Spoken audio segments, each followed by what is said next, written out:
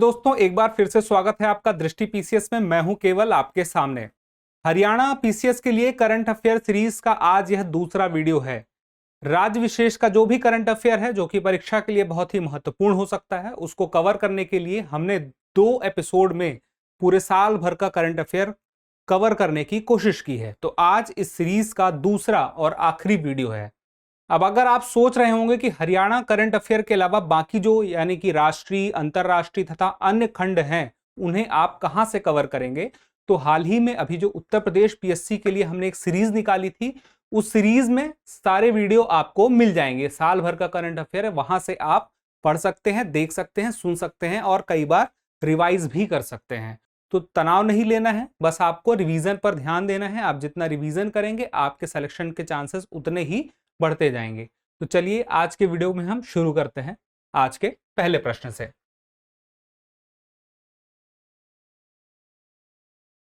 हाल ही में हरियाणा के किस स्थान पर पराली से बिजली उत्पादन करने वाला देश का पहला ग्रीन एनर्जी प्लांट स्थापित किया गया? कहां किया गया है? रेवाड़ी जिले के खुर्शीद नगर में किया गया है। किस प्रकार का प्लांट है?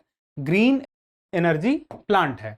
यह किस प्रकार से काम करेगा कि जो पराली है जिसकी वजह से प्रदूषण होता है, उससे बिजली उत्पादन किया जा सकेगा। तो पराली जिससे प्रदूषण हो रहा था, जिसको किसान जला दिया करते थे, अगर उससे बिजली उत्पादन किया जा सके तो कितना अच्छा उपयोग होगा। तो इसका उत्तर याद रखिएगा, कहां पे प्लांट लगाया गया है? रेवाड़ी के खुर्शीद नगर में स्थापित किया गया है। अगला प्रश्न है, 31 जनवरी 2022 को हरियाणा सरकार ने किस देश की तर्ज पर हैप्पीनेस इंडेक्स लागू करने का निर्णय लिया है? तो भूटान के तर्ज पर यह निर्णय लिया गया है। भूटान जो है, जिस प्रकार से जीडीपी होती है, सकल घरेलू उत्पाद, उसी तरह से ग्रॉस नेशनल हैप्पीनेस, जिसमें कि उत्पाद की जगह हैप्पीनेस के मामले में आंकड़े कलेक्ट किए जाते हैं, अंदाजा लगाया जाता है कि उस देश के नागरिक कितने खुश हैं।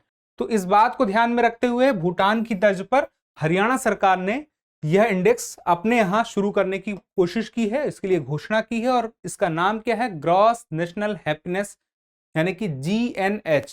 तो राष्ट्रीय स्तर की जब बात हो रही थी तो ग्रॉस नेशनल हैप्पीनेस था, और जब हरियाणा सरकार इसे लेकर आएगी तो यहां पे हो सकता है नेशनल की जगह आपको कुछ और देखने को मिल जाए।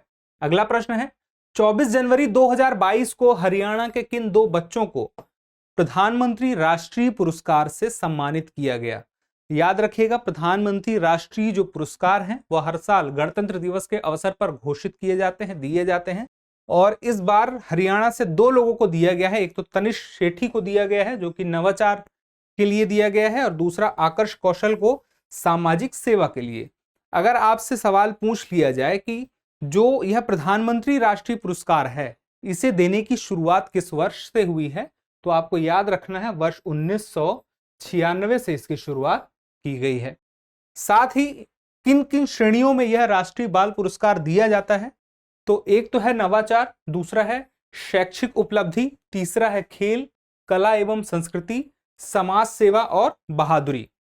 अब बात यह पूछ ली जाए कि कितने वर्ष तक के बच्चों के लिए यह पुरस्कार दिया जाता है, तो उनकी उम्र होगी 5 से लेकर के 18 साल तक।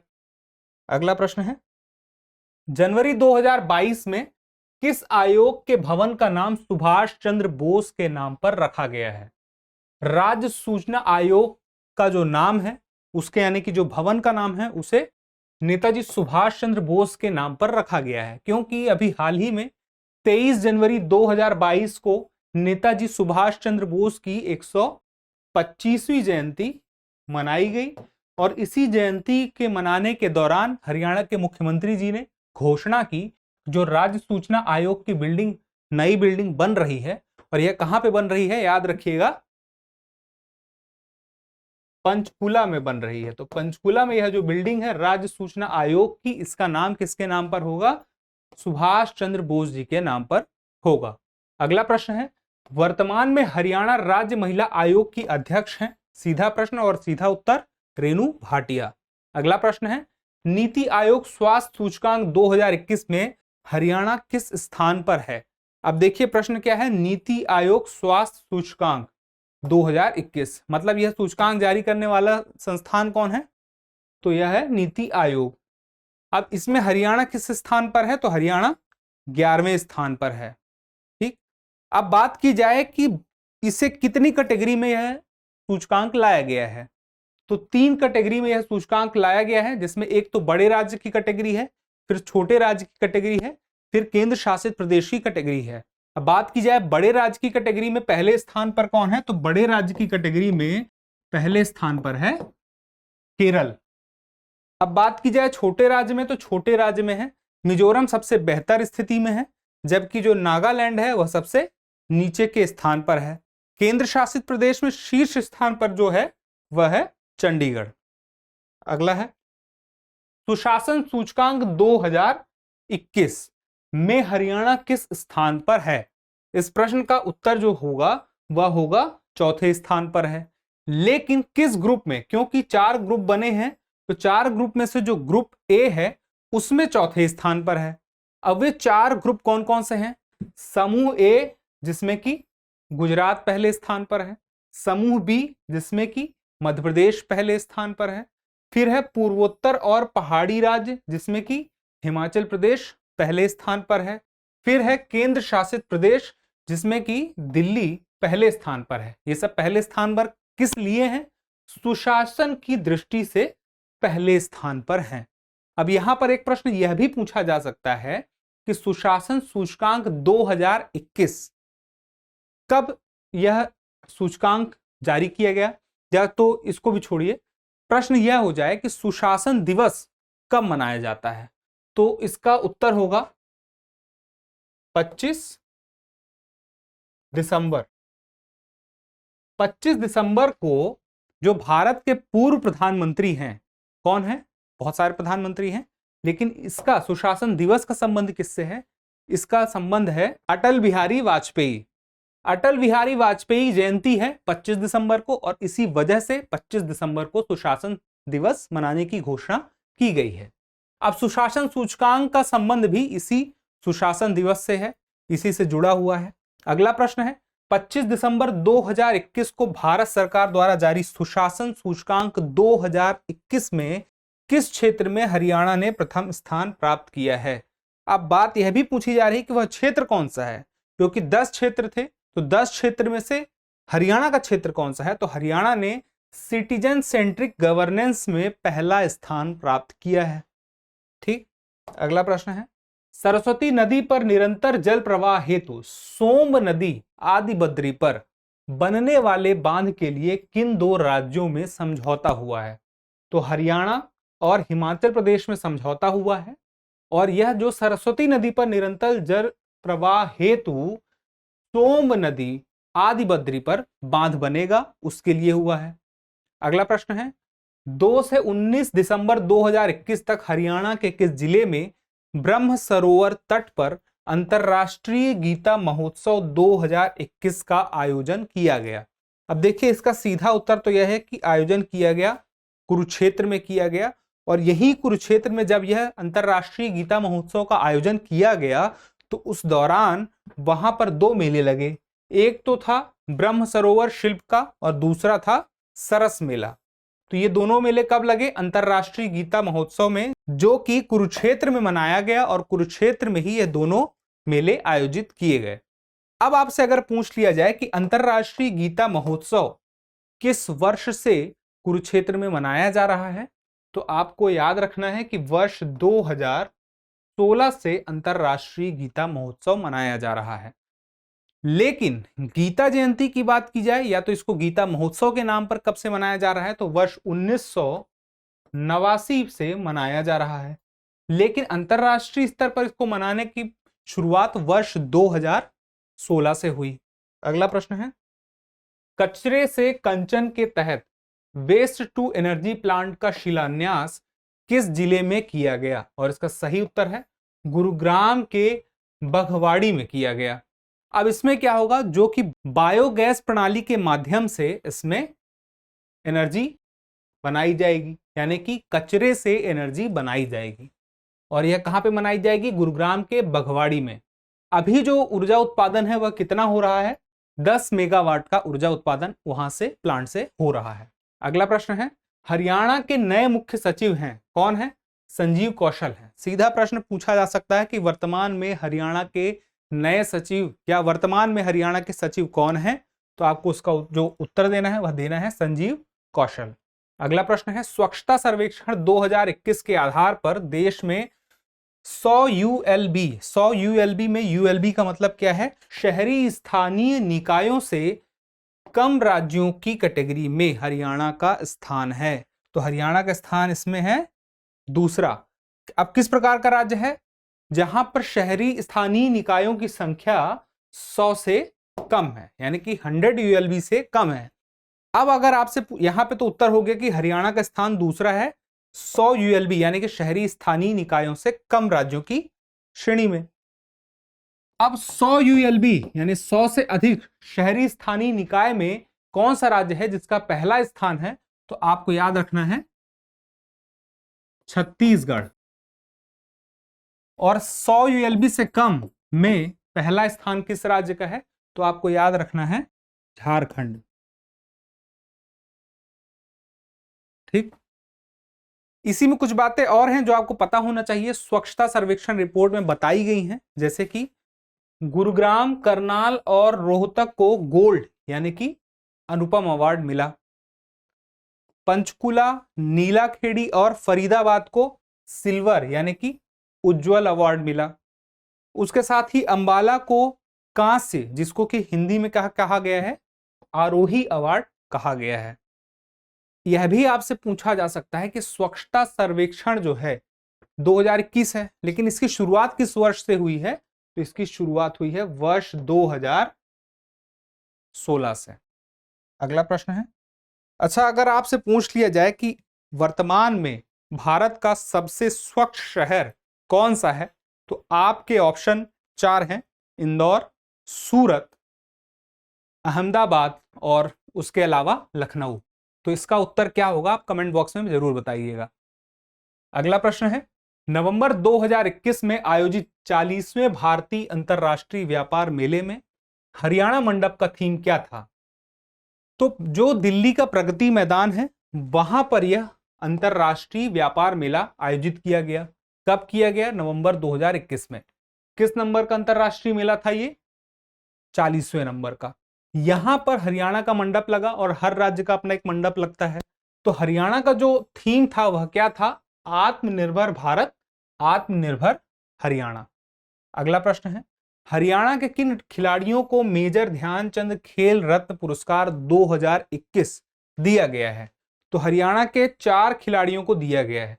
बात की जाए कि 2021 में कुल कितने खिलाड़ियों को मेजर ध्यानचंद खेल पुरस्कार दिया गया है, तो 12 खिलाड़ियों को दिया गया है और 12 में से हरियाणा के खिलाड़ियों की संख्या 4 है। कौन कौन है, नीरज चोपड़ा एथलेटिक्स के लिए मिला है, मनीष नरवाल पैराशूटिंग के लिए मिला है, रवि कुमार कुश्ती के लिए मिला है और सुमित अंतिल पैरा एथलेटिक्स में थे इसलिए उनको मिला है अपने प्रदर्शन के लिए।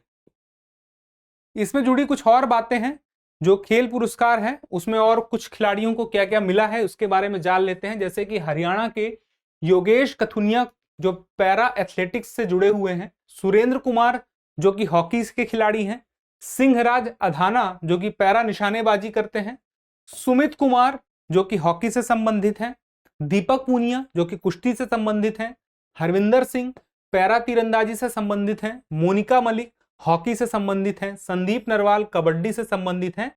इन्हें अर्जुन पुरस्कार दिया गया है। अब बात की जाए किस पुरस्कार की, द्रोणाचार्य पुरस्कार की। द्रोणाचार्य पुरस्कार में सरकार तलवार जिनका संबंध क्रिकेट से है, आशान कुमार जिनका संबंध कबड्डी से है, को द्रोणाचार्य पुरस्कार लाइफ टाइम श्रेणी दिया गया है।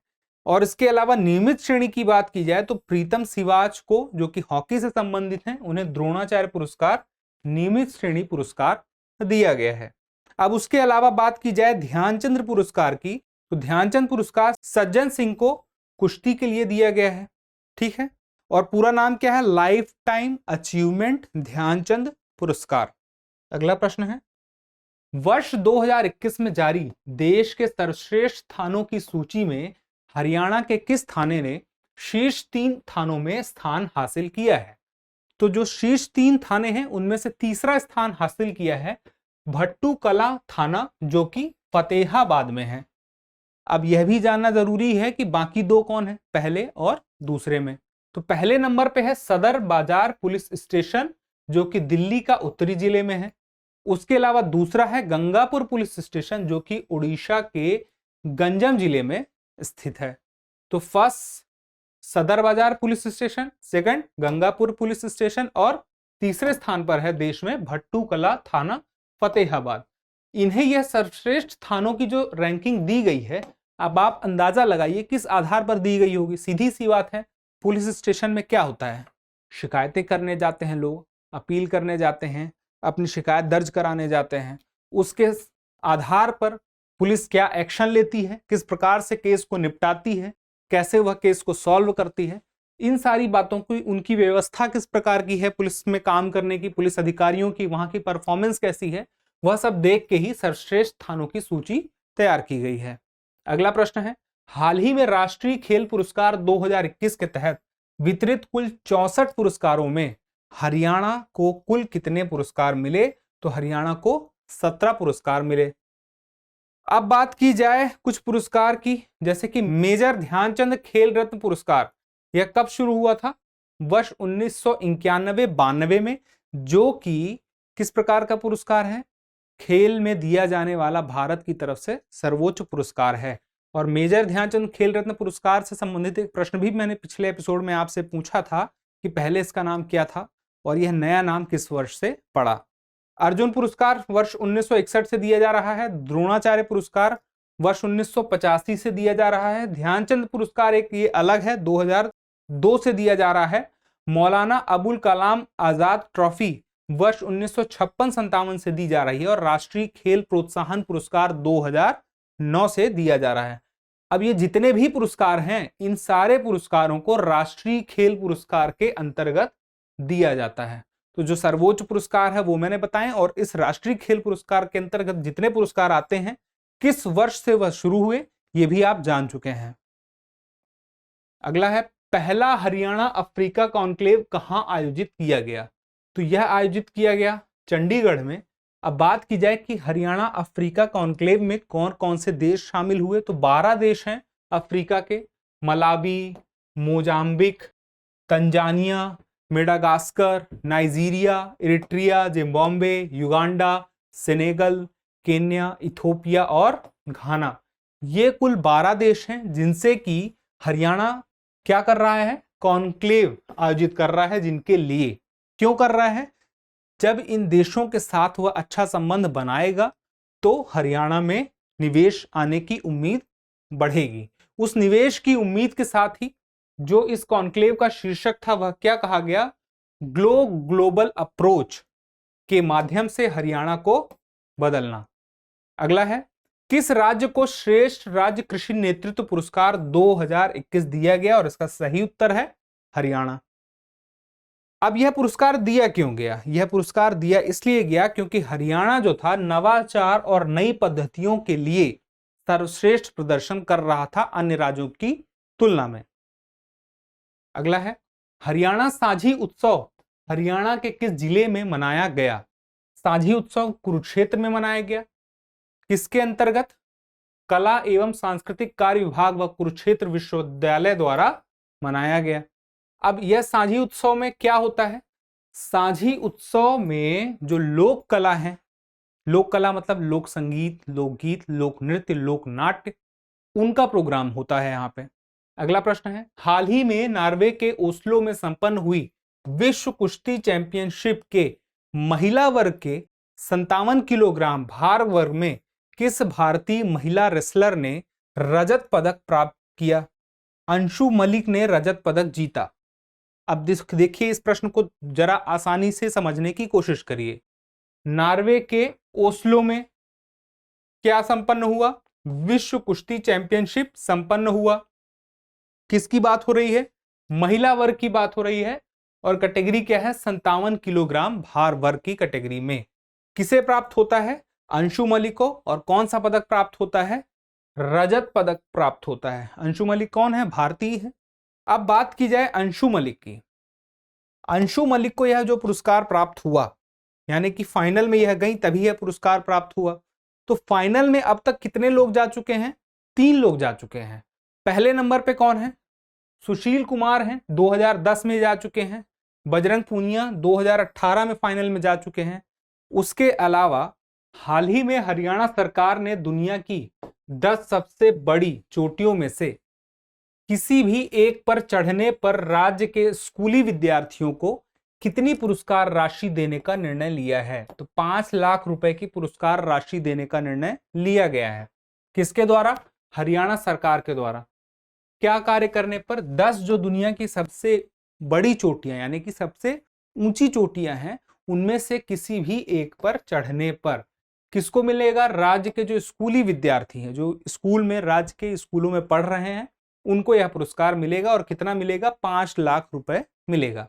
अगला प्रश्न है, वन डिस्ट्रिक्ट वन प्रोडक्ट योजना के तहत हरियाणा के कितने जिलों को चुना गया है? तो हरियाणा में कुल है 22 जिले और 22 के 22 जिलों में वन डिस्ट्रिक्ट वन प्रोडक्ट के तहत कोई ना कोई उत्पाद चुना गया है। अब इसके लिए जो चुनाव होता है वो किस क्षेत्र से होता है? कृषि, बागवानी, दूध, पोल्ट्री आदि क्षेत्र से संबंधित उत्पादों का चयन किया जाता है। अब एक प्रश्न आता है, वन डिस्ट्रिक्ट वन प्रोडक्ट योजना किस लिए है? तो इस योजना का जो मुख्य लक्ष्य है, एक लक्ष्य तो यह है कि क्षेत्र विशेष, जो भी क्षेत्र विशेष है, कोई जिला है, वहां की जो प्रासंगिक जो कोई उत्पाद है जिसका निर्यात किया जाना चाहिए, तो वह निर्यात करना आसान किया जा सके, उसके लिए आर्थिक एवं तकनीकी सहायता दी जाएगी। साथ में उसके अलावा क्या फायदा होगा कि उस जिले के जो लोग हैं जो इस कार्य में जुटेंगे उन्हें रोजगार के अवसर भी प्राप्त होंगे।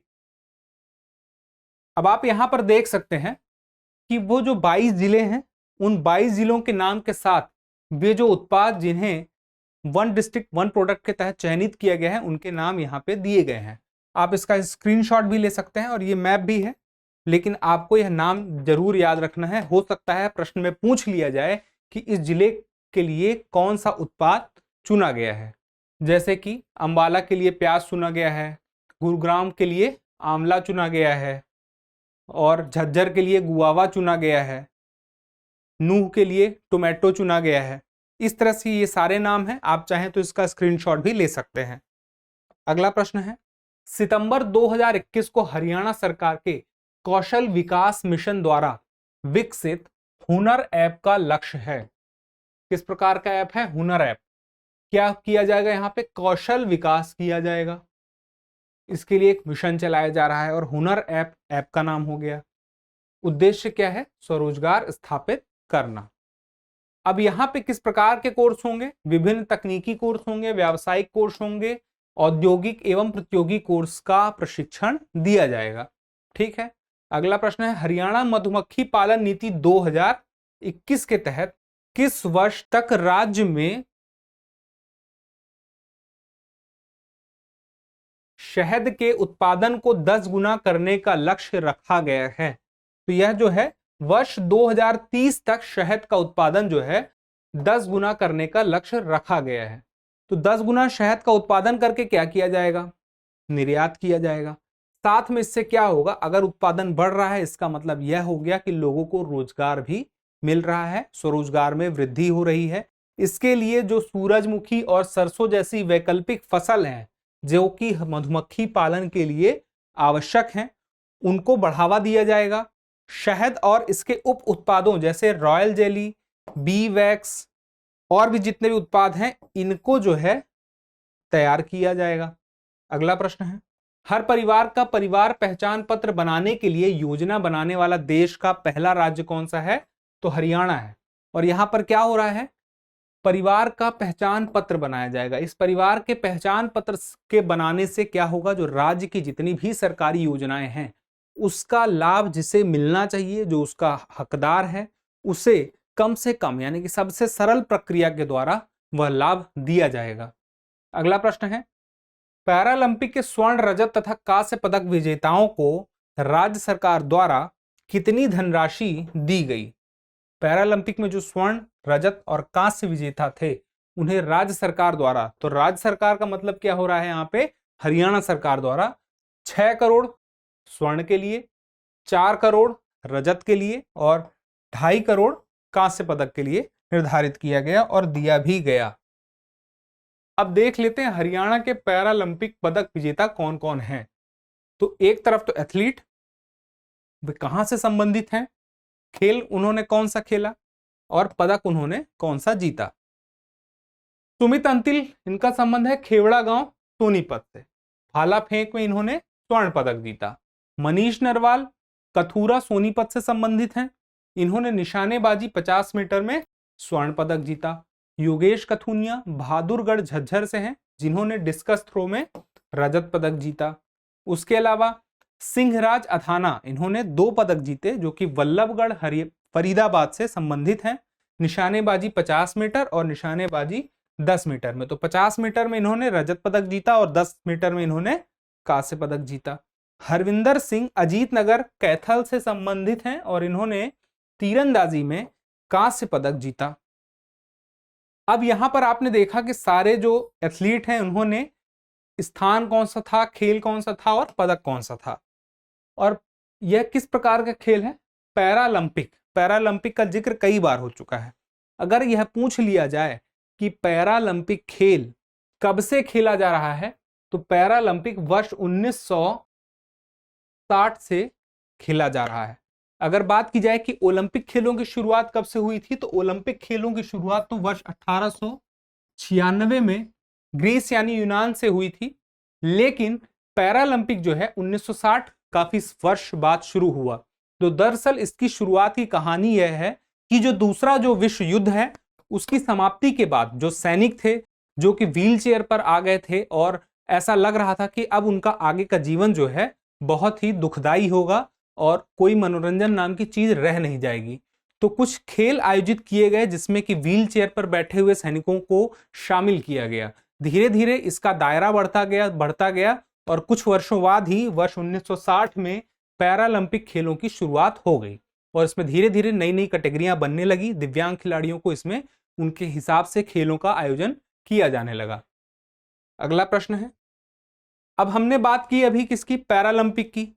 पैरालंपिक कला ओलंपिक खेलों में हरियाणा के कौन से खिलाड़ी हैं जिन्होंने प्रमुख पुरस्कार जीते हैं, वह जान लेते हैं। जैसे रवि कुमार दहिया ने 57 किलोग्राम वर्ग में रजत पदक जीता। पुनिया ने क्या जीता, पुनिया का पूरा नाम क्या है कमेंट बॉक्स में बताइए। इन्होंने 65 किलोग्राम वर्ग में कांस्य पदक जीता।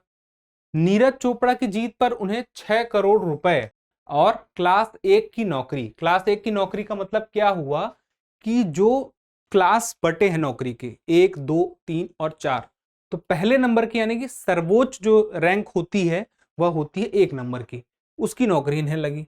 उसके अलावा रवि कुमार दहिया 57 किलोग्राम वर्ग में रजत पदक तथा बजरंग पूनिया ने 65 किलोग्राम वर्ग में कांस्य पदक। पूरा नाम क्या है, बजरंग पूनिया, जो मैंने अभी आपसे पूछा था। रजत और कांस्य पदक विजेताओं को क्रमशः कितना मिला, 6 करोड़ और 2.5 करोड़ रुपए। पैरालंपिक में भी इतना ही मिला था, कितना था, 6, 6 के बाद 4 और 4 के बाद 2.5। स्वर्ण वाले के लिए 6, रजत वाले के लिए 4 और कांस्य वाले के लिए 2.5 करोड़। अगला प्रश्न है, 29 सितंबर 2021 को हरियाणा के मुख्यमंत्री मनोहर लाल खट्टर ने पर्यटन को बढ़ावा देने के लिए मोरनी हिल्स पंचकुला में किस योजना का लोकार्पण किया। योजना का नाम क्या है, हरियाणा होम स्टे योजना 2021। हरियाणा टूरिज्म को बढ़ावा देने के लिए वहां पे ज्यादा से ज्यादा टूरिस्ट आए और टूरिस्टों के आने से वहां के लोकल लोगों को फायदा हो, उनकी अर्थव्यवस्था थोड़ी बेहतर हो सके, उसके लिए हरियाणा होम स्टे योजना की शुरुआत हुई। उनके रहने की व्यवस्था आम लोगों के द्वारा की जाएगी, इससे संबंधित यह योजना है और शुरुआत कहां हो रही है, मोरनी हिल्स पंचकुला में। अगला प्रश्न है, पैरालंपिक में स्वर्ण पदक जीतने वाले सुमित अंतिल किस जिले के निवासी हैं। तो सुमित अंतिल जो हैं सोनीपत के हैं और उनका गांव कौन सा है, खेवड़ा। अगला है, हाल ही में हरियाणा सरकार ने किस एक शब्द के उपयोग पर प्रतिबंध लगा दिया है। तो शब्द का नाम क्या है, गोरख धंधा। दरअसल जो गोरख धंधा शब्द है यह इस्तेमाल किया जा रहा है पिछले कई सालों से अनैतिक कार्य के लिए। इस वजह से दिक्कत यह हुई कि जो गोरखनाथ संप्रदाय के अनुयायी हैं उन्होंने अपनी जो थी शिकायत दर्ज की मुख्यमंत्री से, मनोहर लाल खट्टर जी से, और उन्होंने इस बात को संज्ञान में लेते हुए इस शब्द पर प्रतिबंध लगा दिया, यानी कि अनैतिक कार्यों के लिए अब गोरख धंधा शब्द का इस्तेमाल नहीं किया जाएगा। अगला प्रश्न है, भारतीय रेलवे ने किस रेलवे मार्ग पर देश की सबसे पहली हाइड्रोजन ईंधन आधारित ट्रेन चलाने का फैसला किया है? तो सोनीपत जिंद के जो मार्ग है, सोनीपत जिंद के बीच का जो है 89 किलोमीटर का जो रेलवे ट्रैक है, उसमें यह ट्रेन चलेगी। और यह किस प्रकार के ईंधन पर आधारित है? हाइड्रोजन ईंधन पर आधारित है। इसी को हम क्या कहते हैं? ग्रीन ईंधन। अब यह हाइड्रोजन ईंधन क्या है? हाइड्रोजन ईंधन की खासियत यह है कि यह कार्बन इमिशन नहीं करती है। कार्बन इमिशन नहीं करती है। और यह क्यों उपयोग में की जा रही है और क्यों महत्व दिया जा रहा है? क्योंकि वैश्विक लक्ष्य जो है वह क्या है? कार्बन उत्सर्जन जो है उसे जीरो करना है, जीरो इमिशन करना है। मतलब कि कार्बन इमिशन को जीरो करने के लिए हाइड्रोजन ईंधन उपयोग में लिया जाएगा। और इससे फायदा क्या होगा कि जो कार्बन इमिशन है वह नहीं होता है। क्यों नहीं होता है? क्योंकि इसे ग्रीन फ्यूल कहा जाता है। ग्रीन फ्यूल क्यों कहा जाता है? क्योंकि इसका जो दहन है उससे ऐसी कोई गैस जैसे कि कार्बन डाइऑक्साइड या कार्बन मोनोऑक्साइड का उत्सर्जन नहीं होता है। अब यह किस प्रकार से यह ईंधन बनाया जाता है? मान लीजिए कि यह है जल। जल में सौर ऊर्जा के माध्यम से जल से हाइड्रोजन को जब अलग करके इकट्ठा कर लिया जाता है तो वह जो हाइड्रोजन है ईंधन के रूप में काम आता है और वह होता है हाइड्रोजन ईंधन। और उसी का उपयोग किया जाएगा इस ट्रेन में। अगला प्रश्न है, आईपीएस एसोसिएशन के स्वॉर्ड ऑफ ऑनर अवार्ड प्राप्त करने वाली पहली महिला आईपीएस अधिकारी बनी हैं। तो कौन बनी है? रंजिता शर्मा बनी है। किस प्रकार का ऑनर मिला है? Sword of honour award. अब यह स्वॉर्ड ऑफ ऑनर अवार्ड प्राप्त करने वाली पहली महिला आईपीएस अधिकारी न सिर्फ राज्य की हैं, देश की बात हो रही है। देश की पहली महिला आईपीएस अधिकारी हैं। तो यह स्वॉर्ड ऑफ ऑनर अवार्ड किस परिस्थिति में दिया जाता है? क्यों दिया जाता है? यह दिया जाता है ट्रेनिंग के दौरान बेहतर कार्य करने पर दिया जाता है। अच्छी ट्रेनिंग के लिए दिया जाता है। तो आउटडोर ट्रेनिंग में रंजिता शर्मा का जब परफॉर्मेंस बेहतर था तब उन्हें यह अवार्ड दिया गया। अब बात की जाए कि रंजिता शर्मा कहां संबंधित हैं, तो यह रेवाड़ी डहीना गांव से संबंध है इनका। अगला प्रश्न है, राज्य में युवाओं को व्यापार के नए अवसर देने और आत्मनिर्भर बनाने के लिए किस प्रकार के स्टोर की शुरुआत की गई है? हरहित स्टोर की शुरुआत हरियाणा में की गई है। हरहित स्टोर में दैनिक जरूरतों का जो भी सामान है वह कम से कम दाम में मिल सकेगा। साथ ही जो लोग इस स्टोर को खोलेंगे उन्हें स्वरोजगार का अवसर भी प्राप्त होगा। इसी को ध्यान में रखते हुए हरियाणा सरकार ने युवाओं को व्यापार के नए अवसर देने के लिए हरहित स्टोर की शुरुआत की है। अगला प्रश्न है, 30 अगस्त 2021 को टोक्यो पैरालंपिक में डिस्कस थ्रो में कांस्य पदक जीतने के बाद किसे अयोग्य घोषित कर दिया गया? विनोद कुमार जो थे रोहतक के निवासी हैं। इन्होंने क्या किया था कि डिस्कस थ्रो में कांस्य पदक जीत लिया था, लेकिन कुछ विशेष कारणों से इन्हें अयोग्य घोषित कर दिया गया। अगला प्रश्न है, हाल ही में पंजाब का राज्यपाल व चंडीगढ़ का नया प्रशासक किसे नियुक्त किया गया है? तो बनवारी लाल पुरोहित जो हैं इन्हें पंजाब का राज्यपाल, साथ में चंडीगढ़ का प्रशासक भी नियुक्त किया गया है। चंडीगढ़ का प्रशासक क्यों नियुक्त किया गया है? क्योंकि चंडीगढ़ केंद्र शासित प्रदेश भी है। इसी के साथ ही हमारा यह सेशन समाप्त होता है। उम्मीद है कि यह आपको बहुत पसंद आया होगा और आपकी परीक्षा के लिए यह बहुत ही लाभदायी होगा। तो अगर आपने पहला वाला एपिसोड नहीं देखा है तो उसे भी जरूर देखिएगा और इसे दोबारा से जरूर देखिएगा, रिवाइज करिएगा। हमें उम्मीद है कि आपकी परीक्षा में इससे ज्यादा से ज्यादा प्रश्न फंसेंगे और यह आपके लिए काम आएगा। इसके अलावा जो अन्य सेक्शन है, जैसे कि राज्य के अलावा राष्ट्रीय, अंतरराष्ट्रीय तथा अन्य जितने भी सेक्शन हैं, आप उसे अगर करंट अफेयर उसका कवर करना चाहते हैं तो उत्तर प्रदेश पीएससी के लिए हमने जो सीरीज चलाई थी वहां पर आप जाके उस प्लेलिस्ट में उसके वीडियो देख सकते हैं। आप यह वीडियो का जो प्लेलिस्ट है यह डिस्क्रिप्शन बॉक्स में या तो कमेंट बॉक्स में देख सकते हैं, वहां भी आपको मिल जाएगा। जल्द ही मिलते हैं आपको किसी नए वीडियो में, नए बातों के साथ, नए टॉपिक के साथ। तब तक के लिए स्वस्थ रहिए, मस्त रहिए और पढ़ते रहिए।